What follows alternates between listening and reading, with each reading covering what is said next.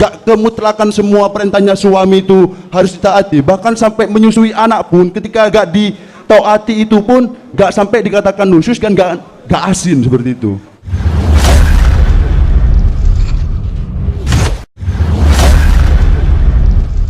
Fenomena berumah tangga PP Al-Falah 2 Ploso. Deskripsi masalah: berumah tangga adalah media untuk beribadah kepada Zat yang Maha Kuasa.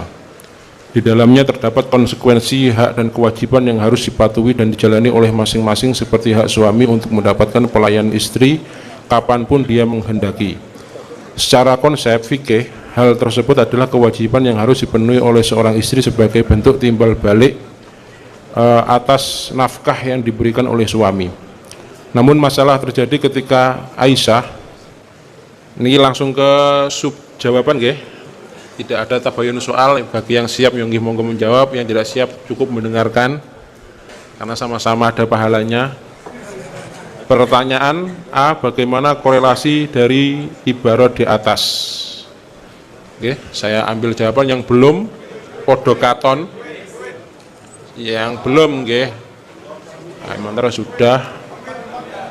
Itu pojok itu mana itu? Manhajut tulab. Nggih pun tulap-tulap niku.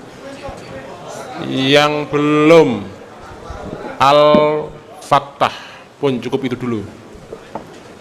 Yang belum nggih.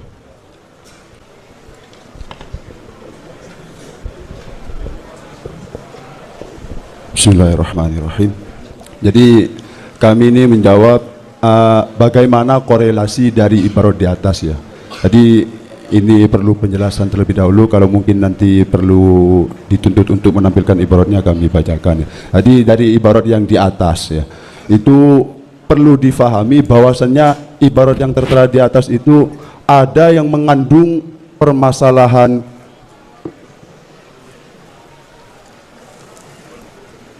kewajiban dan ketaatan. Nah, ini dicampur aduk. Jadi mestinya itu di sini itu dibedakan mana kewajiban dan mana ketaatan. Yang mana dalam rumah tangga ini tuh ketika kewajiban ini kok gak dilakukan oleh si istri, maka itu nanti efeknya ke nafkahnya si istri. Sedangkan kalau ketaatan atau bahasanya itu khidmah itu gak sampai menggugurkan terhadap nafkahnya istri. Jadi mungkin korelasi untuk deskripsi masalah itu dari kami itu harus dipilah mana itu kewajibannya si istri dan mana itu ketaatan atau sebatas hikmahnya istri terhadap si suami. Berarti menurut DMU ini yang di mirqoh itu kaitannya dengan itu masalah kewajiban yang mana nanti ketika gak dilakukan itu nanti ngefeknya ke masalah nafkahnya si istri. nusus itu ya. Nusus. Terus kalau yang di is'ad? Yang kalau di is'ad itu ngefeknya ke masalah khidmah atau to'at. Nanti jadi efeknya itu gak sampai menggugurkan terhadap gugurnya nafkah. Terus itu. Objek makmurnya yang diperintahkan yang wajib ditaati itu sama nggak antara is'ad dan mirqoh, itu ada khilaf nggak menurut DMU? Nggak ada. Nggak ada khilaf. Nggak ada khilaf. Nggak ada khilafnya di mana? Coba. Jadi nggak ada khilafnya di situ, Tor ya. Jadi membawanya ibarat yang di nihaya dan di mirqohnya itu membahas masalah kewajiban yang harus memang dilakukan oleh si istri. Sedangkan yang dibawa itu bahas masalah ketaatannya istri terhadap amrunya si zauj. Lah, amrunya si zauj ini itu patut dan wajib dilakukan oleh si istri itu dalam permasalahan tertentu. Yang mana dalam permasalahan tertentu ini ketika gak dilakukan bisa menggugurkan terhadap nafkah. Gak kemutlakan semua perintahnya suami itu harus ditaati, bahkan sampai menyusui anak pun ketika gak ditaati itu pun gak sampai dikatakan nusyus kan, gak asin seperti itu. Terus yang di is'ad itu berarti terkait kewajiban taat. Kewajiban taat. Yang di mirqoh itu kaitannya dengan nafkah. Nafkah itu. Berarti saya agak bingung. Berarti lek menurut DMU ini yang bawah itu ketika diperintah oleh suami nggih, itu tetap wajib melakukan, ngoten nggih. Yang bawah yang tetap isat. wajib melakukan, tapi ketika gak melakukan gak tidak menggugurkan bernafkah. nafkah seperti Oke. itu. Ada tambahan ibarat mboten?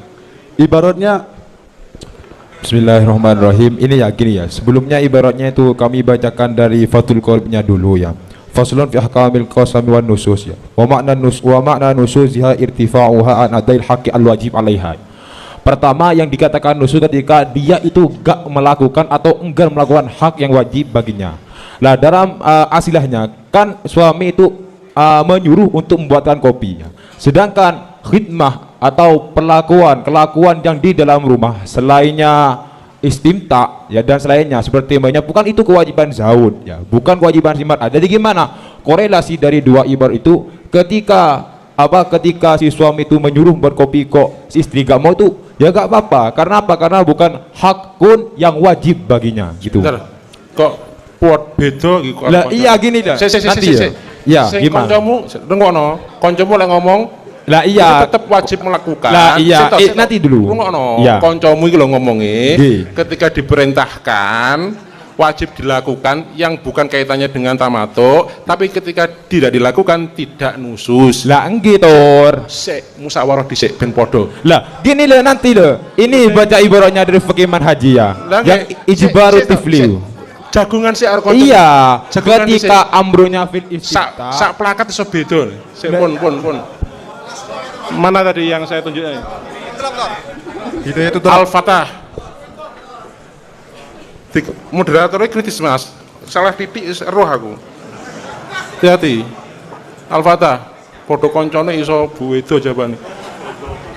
Al-Fatah mik nggih. Ya terima kasih untuk Bapak Moderator.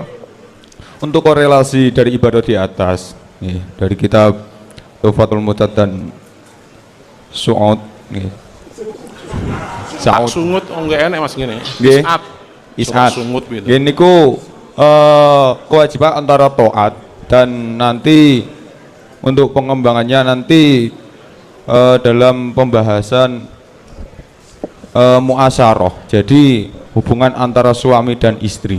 Nggih.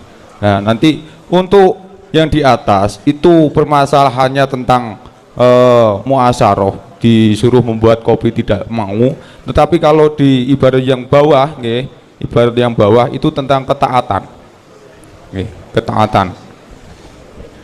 Sik. Yang atas itu masalah muasyarahnya, muasyarah antara suami dan istrinya nggih. Wah mau met ndasku. Nggih ngoten to. Yang bisa mencerahkan saya coba, yang bisa mencerahkan saya. Itu tulap tor. Ngawel. Itu tulap tadi yang sudah tor. Sik. Mantap sedanan sik tadi. Sing rada nggowunan opeh mau met iki. Tadi yang saya tunjuk tadi mana ya? Hidayah itu tulap. Yang dia yang pojok. Ya. Terima kasih moderator. Ya dari tadi udah ngangkat tapi nggak pernah diangkat ya. Iya, rakyat Dari sini bagaimana korelasi ibarat di atas? Kalau seumpama korelasi ibarat di atas, yaitu dalam Tuhfatul Muhtaj, itu kewajiban-kewajiban istri ya. Kewajiban-kewajiban istri yang mana di situ dianalogikan atau dimasukkan dalam ranah hikmah. Kalau nggih, dalam ranah hikmah. Terus dalam Is'adur Rafiq itu lebih khusus. Jadi di sini dalam Is'adur Rafiq dan yang Ihya Ulumuddin itu tamkinu zaujah kepada si zauj. Beda, itu beda tor. Enggak, maksudnya ini beda, memang beda. Nggih.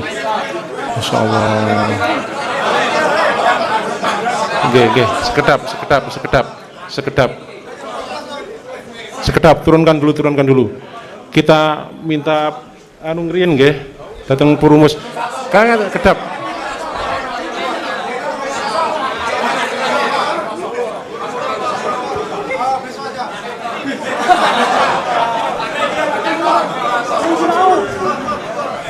Kedap, turunkan dulu. Dari pertanyaan korelasi ini kan, nggih, yang korelasi ini yang kita gali khilaf atau tidaknya kan ya, bisa dijamekkan atau tidaknya.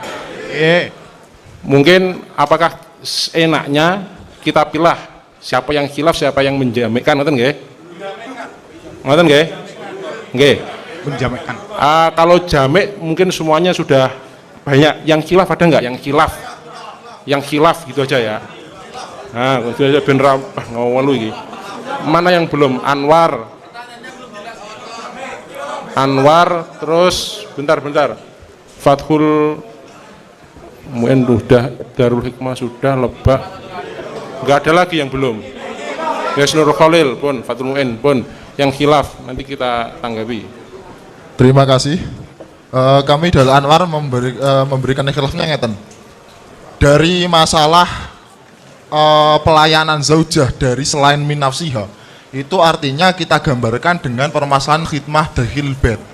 Di khidmah dakhil bait itu dari awal ternyata ada khilaf antara Hanafiyah dan juga Syafi'iyah. Secara garis besar, Syafi'iyah ini sendiri, taruhnya Syafi'iyah. Sebentar, ini saya lanjutkan dulu. Kalau yang Syafi'iyah mengatakan tidak wajib, sehingga di ibarat di atas itu tidak ada yang menyinggung masalah min ghairiha, dari selain min nafsil zaujah. Sedangkan di Is'ad kami tahmilkan itu ikut kepada pendapat yang mengatakan bahwa khidmah dakhilil bait itu wujub dianatan seperti yang tertera di dalam kutub Hanafiyah. Gimana kalau yang di Is'ad? Kalau di Is'ad itu wa ghairihanya ikut pendapat yang mengatakan wujub khidmah dakhilil bait seperti yang tertera di dalam kitab Hanafiyah. Coba. Wajib dianatan. Nggih, ngeten. Kalau di Hanafiyah itu kan kok mau Hanafiyah itu Mas? Nggih, ngeten Pak, saya jelaskan ngeten nggih. Ya. Sebenarnya di Syafi'iyah ada khilaf. Khidmah yang selain fi nafsiha dalam ranah tamkinul istimta itu ada khilaf. Khilafnya apa? Masalah dairul bait apakah wajib dianatan atau tidak? Bagi Is'adur Rafi' yang mengatakan wajib dianatan, akhirnya beliau bilang fi jami'i ma ya'muru bih, tanpa mentafsir apakah itu fi nafsiha atau tidak. Kalau di permasalahan Tuhfatul Muhtad kan mentafsir wajib itu cuma sebatas fi nafsiha. Lah ternyata konsep ini kalau saya konsepkan, apakah kemudian Is'adur Rafi' ini berpindah mazhab? Tidak. Soalnya ngeten, kalau kita lihat di Sab'atul Kutubul Mufidah, ketika nanti ashab berbeda terhadap imamnya, dia kan ada legal lahum ikhtiarot, dan ternyata dia dianggap tidak keluar dari madhab. Itu memang pendapat dia sendiri. Artinya tetap dia dikatakan Syafi'iyah dan itu memang pendapatnya sendiri, tapi bukan berarti dia berpindah madhab. Artinya kalau saya konsepkan, antara Is'adur Rafi' dan Tuhfah sama-sama Syafi'iyah, satu mengakui wajib dianatan, satu tidak mengakui wajib dianatan. Coba. Ma'alurifnya di situ. Baca ibarat yang wajib dianatan itu. Nggih. Kitabnya apa? yang wajib dianatan ada di Bariqah Mahmudiyah. Jadi ngeten. Saya bacakan dulu, Pak. Yang salaf Syafi'i, Mas Syafi'i, Masya Allah. Tak kira koyo yoyo. Iya Pak, kalau berangkat pertama Pak dari kitab Hanafiyah, Hanafiyah memang wajib secara dianatan seperti di Durarul Ahkam, Syarih Durarul Ahkam. Itu kan langsung Syafi'iyah ini piye Syafi'iyah? Syafi'iyah ngeten Pak, bahasanya kan fi jami'i ma ya'muruha bihi. Berarti enggak mentafsir fi nafsi atau enggak. Akhirnya kita tahmilkan, berarti itu pendapat ashab yang ikhtiarnya wajib dianatan, tahmilan kami. Artinya nggak perlu kita harus ibarat ceplos, nggak perlu. Soalnya ngeten Pak, di Bariqah Mahmudiyah yang redaksinya sama di Ihya Ulumuddin, yang nikah naurikin itu dikatakan adalah wajib dianatan. Redaksinya berarti sama. Menurut Anwar niku yang ada di Is'ad itu konsepnya sama dengan yang ada di Hanafi. Gitu, wis pemahamanmu ngono ta? Ya wis, liyane inti mau yang saya tunjuk tadi Nur Khalil ya. Saya rampungkan dulu yang untuk menjawab. Bismillahirrahmanirrahim. Jadi di sini sebenarnya antara ibarat dalam Tuhfah Muhtadnya dengan Ihya-nya itu nggak ada korelasinya sama sekali. Hilaf. Kenapa? Berarti? Karena bukan hilaf. Karena ibarat yang ada di Tuhfah itu jika dijadikan sebagai landasan kebolehan bagi Aisyah itu menolak terhadap suami untuk membuatkan kopi, itu toleransinya bukan ke situ arahannya. Itu cuma menjelaskan dalam Tuhfahnya itu jika istri itu melakukan pekerjaan yang mana pekerjaannya itu nanti bisa membuat suaminya canggung untuk tamattu terhadap istrinya, maka kan nanti istrinya itu tidak mendapatkan nafkah, kan begitu. Cuma arahannya ke sana. Jadi kalau kita korelasikan dengan ihya, gak ada korelasinya sama sekali. Ini membahas tentang batalnya nafkah ketika nanti istrinya itu melakukan suatu kegiatan yang mana kegiatannya itu bisa menyebabkan suaminya tanggung untuk memintakan tamattu, kan Bentar. begitu. Jawaban jenengan tidak ada korelasi berarti bisa dijamekkan antara ibarat yang atas dan ibarat yang di bawah, ngoten berarti? Enggak, iya, itu bisa. tidak khilaf. Bukan masalah tidak hilafnya. Itu dua Namun arahan ini yang berbeda. yang perlu kita itu dua arahan yang berbeda antara yang atas dan di bawah, ngoten. Arahannya berbeda. Berbeda arahannya. Lah, nggih, pun makanya yang ini yang soalnya yang harus dipertanyakan ketika Aisyah, karena begini sebentar dulu. Sa'il itu mengatakan ini ibarat Aisyah itu menjadikan landasan Aisyah tidak mau memberikan alasan untuk tidak mau meladeni suaminya untuk memberikan kopi menggunakan tufat, ini gak nyambung. Karena di tufahnya itu cuma menjelaskan bahwasannya seandainya istri itu melakukan pekerjaan yang mana pekerjaannya nanti itu bisa menyebabkan si lelaki itu canggung untuk melakukan tamattu, maka kan nafkahnya terputus. Cuma menjelaskan itu, tidak menjelaskan nanti Aisyah itu boleh menolak perintah suaminya untuk membuatkan kopi. Jadi gak ada hubungan sama sekali. Terus yang di is'at, berarti pemahaman jenengan pripun yang di is'at? Kalau yang di is'at itu memang ya kayaknya Ya, yang di SA itu memang masalah kewajiban terhadap istri. Jadi gini, masalah kewajiban istri seperti itu. Jadi semua kewajiban yang memang dia wajib untuk dilakukan kepada suami, maka itu apabila diperintah wajib untuk ditaati. Beda halnya kalau itu hak dari istri. Contohnya hak istri adalah meladeni suami. Itu hak bukan kewajiban, sehingga apabila ada ijbar dari suami, maka boleh untuk ditolak seperti itu. Karena bagi suami tidak memiliki hak untuk memerintah hal tersebut.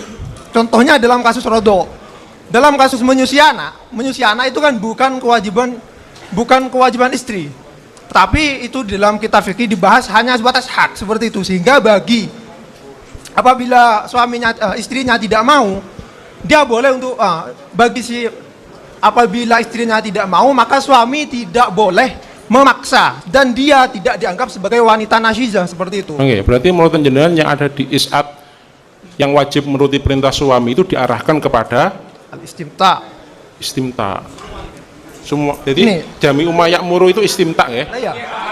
Makanya kan gini, yang saya tidak paham dari korelasi ibarat antara Aisyah yang mengatakan tidak wajib mentaati istri berdasarkan ibarat Aisyah. Saya ingin tahu pemahaman dari teman Kloso ini memahami tufa seperti apa. Cekap. Sebelum diteruskan, pon. Iki terus ngawelu iki. Sebelum diteruskan, kita minta pertimbangan perumus. Nggih, minta pertimbangan perumus dulu ya nanti. Pripun niki sekedane Bapak perumus niki. Rawet niki.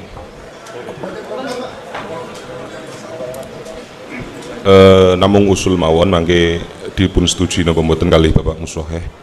Ini biar kasusnya jelas, itu yang kita pakai adalah ibarah di mirqah dan is'at. Itu yang paling jelas itu. Artinya jelas-jelas kalau yang mirqah itu adalah fil wat'i ya, kalau dalam is'at itu adalah fi jami'i ma ya'muru, itu dengan memberikan contoh juga ada unsur takmimnya. Jadi min nafsiha wa ghairiha, kan begitu ya. Itu jadi bagaimana kalau kita fokuskan di situ, artinya dari dua ibarat itu sebenarnya kewajiban taat seorang istri kepada suami itu sebatas mana? Karena ibarat satu mengatakan itu fil wat'i wal istimta, yang di bawah itu adalah semuanya, begitu. Dan nanti mohon deskripsinya juga dirubah terkait dengan masalah kewajiban istri kepada suami, dan nanti yang lain-lain itu dibuang saja. Niki usul saja, biar nanti jelas kasusnya, yang kita bahas itu jelas. Terus pundi? Ayo. Tenang aku lah ngomong ayo.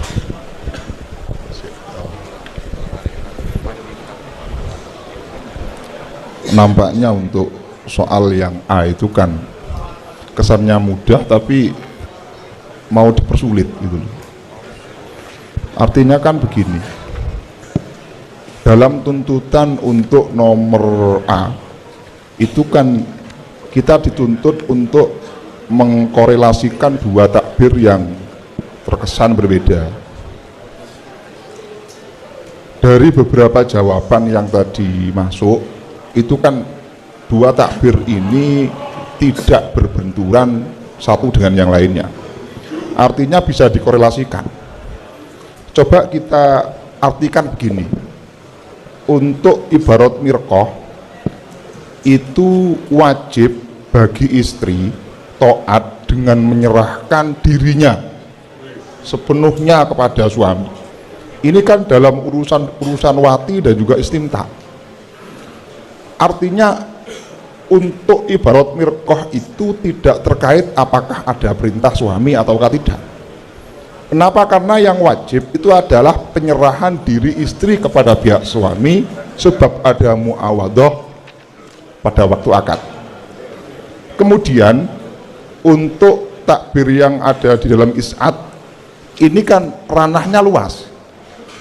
Wajib bagi perempuan, bagi istri untuk patuh pada suami di semua perintah-perintahnya. Ini kan ranahnya kan jelas sudah di luar penyerahan diri istri dalam kasus wati dan istimta. Sehingga nampak perbedaan dari dua takbir ini. Lah kalau kita dituntut untuk mengkorelasikan paksa dua takbir, sementara kita menggunakan takbir yang lain, ini kok kesannya bagaimana gitu loh. Jadi maka dari itu minta pertimbangan saking musoheh mangke dos pundi niki, kalau mau kita korelasikan jelas itu sudah bisa. Kemudian kalau mau kita kembangkan kok kesannya mudah. Wong niki urusannya adalah soal membuat kopi kok.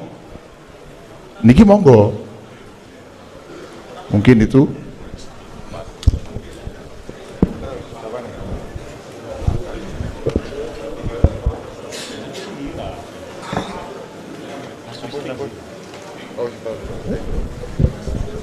Mungkin sedikit menyederhanakan barangkali ya. Jadi kalau dalam deskripsi itu kan disuruh untuk membuat kopi, si istri tidak mau, berdasarkan ibarat yang ada itu. Kemudian suaminya bersikukuh untuk menyuruh membuat kopi karena berlandaskan takbir yang satunya. Ya intinya sebenarnya kalau sekilas dari ini kan sebenarnya perintah untuk bikin kopi itu harus dipatuhi oleh istri atau enggak gitu. Kalau karena ini muncul itu kan karena ya tadi disampaikan oleh Pak Halimi tadi kan, jadi dari ibarat berkotu su'udu tasdik, kemudian di bawahnya ada is'adur rafiq yang notabene-nya itu kan masih satu rumpun, ternyata kok sepertinya berbeda. Nah itu mungkin seperti itu. Apakah ini memang betul dalam ranah Syafi'iyah sendiri itu ada beda atau berpijak pada mazhab yang lain? Kira-kira mungkin seperti itu. Nah, ini pandangan saya seperti itu. Mungkin yang lain.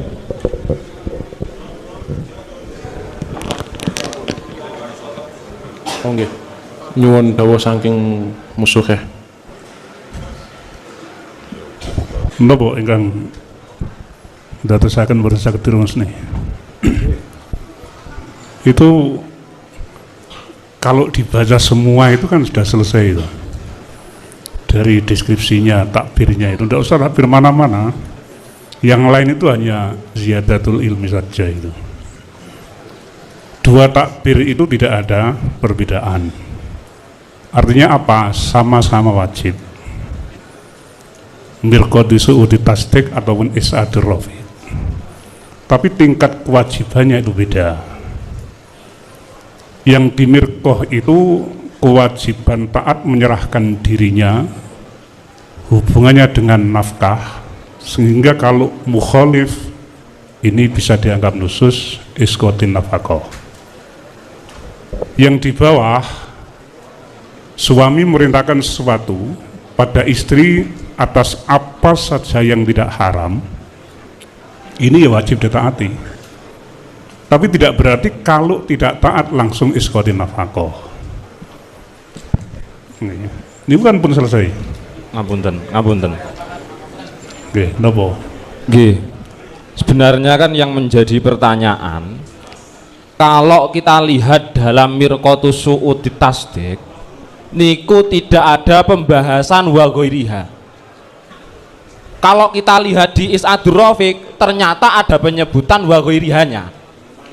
Sehingga timbul pertanyaan dari Sa'il, sebenarnya dalam mirqah mengenai wa ghairiha ini apakah wajib taat napa mboten?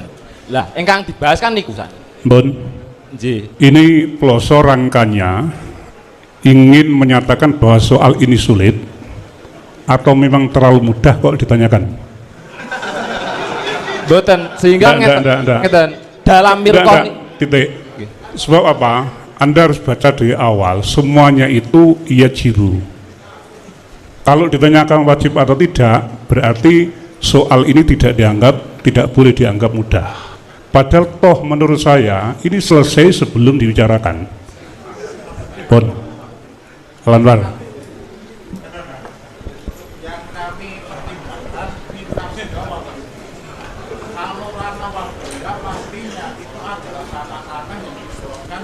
Permasalahan kangsul bait atau yang lain. Kalau di permasalahan kangsul bait, konsep wujub di permasalahan dengan zaudah kan ada dua konsep. Ada yang wujub dianatan, ada yang wujub kodoan. Nah, yang konsep sampai iskotul kalau wujub di Indonesia itu kan adalah konsep yang kodoan. dianah itu kalau di Indonesia kan apa? Kalau dianah secara takrifnya adalah kewajiban yang enggak ada subut daripada kodi, Pak. Artinya enggak ada takrifnya ngeten, Pak. Al wajib dianatan wa makana wajibul ada fi dhimmah bihumin syar'in au bil iltizam.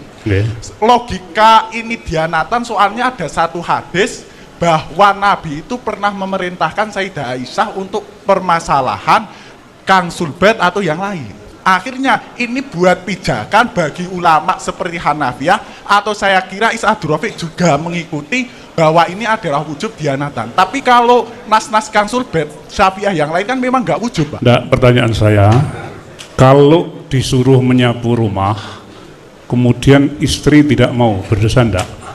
Berdosa, Pak. Kalau setara Is'adur Rafiq, tapi kalau hasil pertanyaan saya simpel, tidak usah panjang. Karena saya sedang tidak menguji Anda. Pak. Kalau berdosa, kalau suami ingin istimta, istri tidak mau, berdosa enggak? Berdosa, Pak. Bedanya apa? Dosa yang pertama dan dosa yang kedua? Bedanya berangkat dari kodoan dan dianatan. Ngeten, Pak, artinya perlu kita bedakan. Anda jangan kodoan dan dianatan perlu dibedakan, Pak. Musohkeh itu tidak layak untuk ajak kamu debat. Tapi berhak untuk bertanya Anda, maka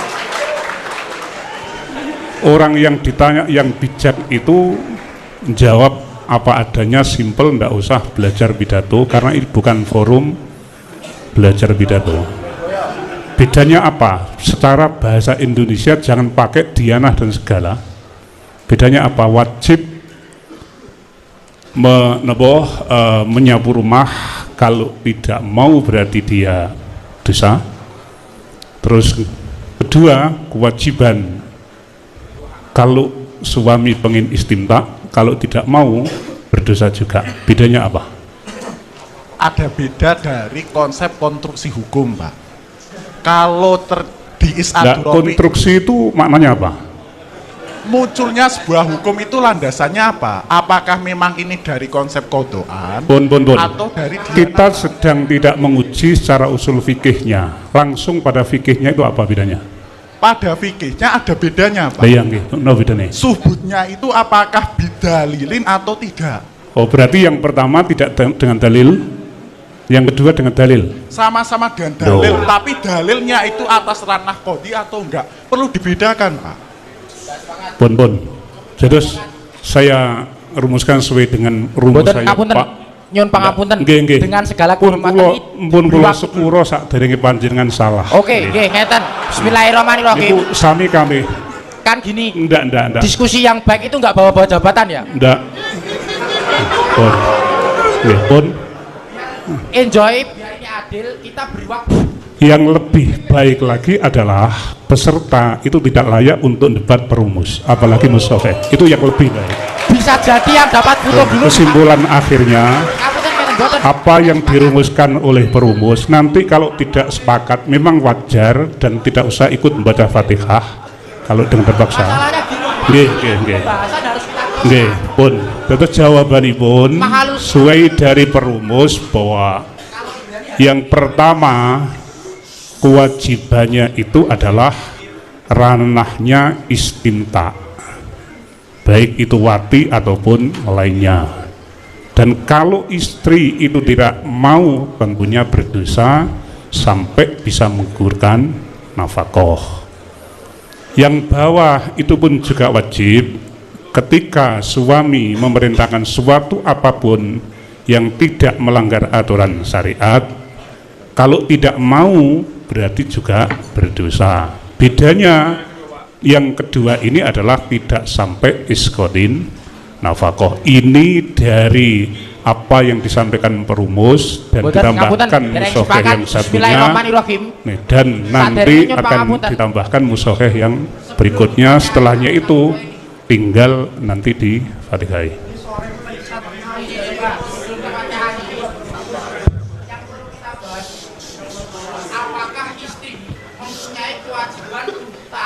Dalam urusan selain tamattu, itu yang perlu dibahas.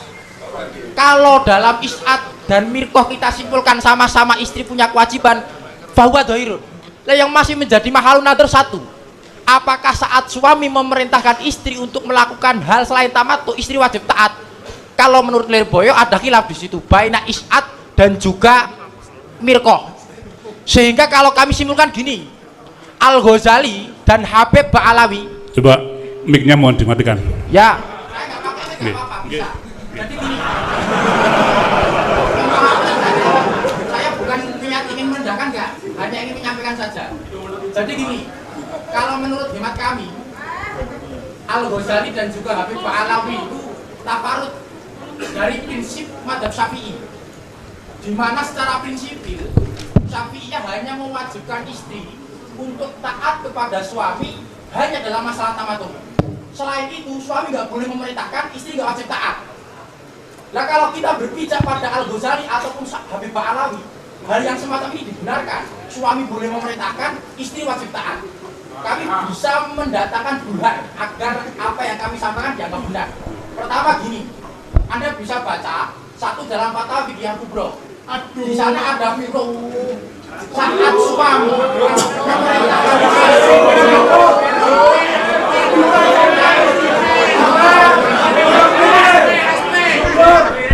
namun terakhir dari Lirboyo tadi, tenang. Terakhir dari Lirboyo tadi, kita doakan berumur panjang dan mendapatkan berkah dari forum ini. Jadi itu semua pidato tidak akan ada manfaatnya, hanya untuk mendapatkan pahala, dan kita doakan semoga dapat pahala. Dan ini kita adalah teman-teman. Terima kasih. Jadi kita sudah menemukan arah ibarat yang di mirqat dengan sadrofik. Ini sepakat atau bukan gitu? Ya. Artinya di dalam apa? Bukan. Jadi baik itu yang di apa namanya mirqat maupun itu ada apa? Ilama layahil itu berlaku. Ya.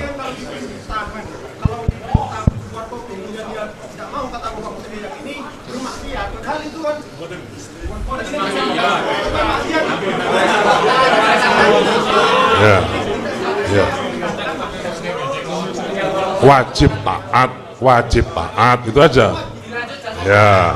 Cuman yang satunya adalah apa namanya masjid nafaqah, satunya tidak, kan begitu. Ngapunten. Gitu. Ngapunten. Coba besok mungkin nanti ngapunten. kalau mau menambahkan monggo dikuatkan ke Purwomo sak ibaratnya. Ini pun jam rolas lebih pun nggih. Ya. Ngapunten. Fatihah. Dereng sepakat. Ngeten Pak, terus pun nggih. Nggih, pun. Sedaya mengke harus mensadarkan diri sesadar-sadarnya. Kita kan kepinginnya ndang buyar makan. Kecuali yang mau bertahan monggo dibenarkan dan difasilitasi. Yang tidak boleh satu tidak bawa mie saja. Jadi kalau ini besok akan diulangi pembahasan kita ini tidak ada manfaatnya yang sekian menit ini. Jangan tenang mohon pun toh. Nggih sae pun pendapat sedaya niku mang sae. Lah mengke kesimpulan akhirnya kajenge Pak Perumus niki koordinasi dengan Musohe dan kita percayakan kedua kelompok ini jangan ada unsur suudon supaya Anda bisa jadi perumus dan besok akan naik menjadi Musohe. Al-Fatihah.